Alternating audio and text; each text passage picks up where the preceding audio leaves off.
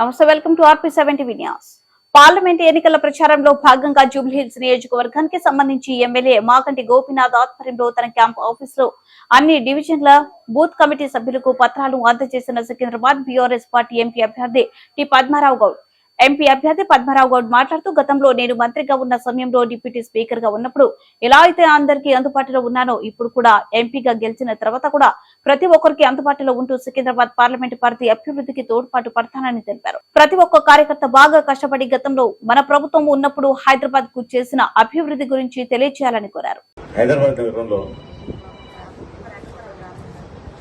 జూబ్లీహిల్స్ నుంచి మంచి డైనమిక్ తెలివిపాడు ఆర్గనైజేషన్లో బాగా యాక్టివ్గా పార్టిసిపేట్ చేసి ప్రజలకు నాయకులకు అందరికీ కూడా అందుబాటులో ఉండే మా సహచర శాసనసభ్యుడు మాగంటి గోపీనాథ్ గారికి, అట్లనే ఈసూగూడ కార్పొరేటర్ రాజ్ కుమార్ పటేల్ గారికి, బెంగళూరు నగర్ కార్పొరేటర్ జేజీపీరావు గారికి, అలాగే రైమత్ నగర్, బోరబండ, ఎర్రగడ్డ, షేక్పేట్, శ్రీనగర్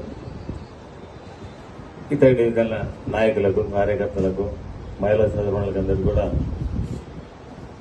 ఏదో పైన కాదు హృదయపూర్వక నమస్కారం తెలియజేస్తాను. గోపి చెప్తా ఉన్నాడు, కూర్చోమని చెప్తారు మీకే.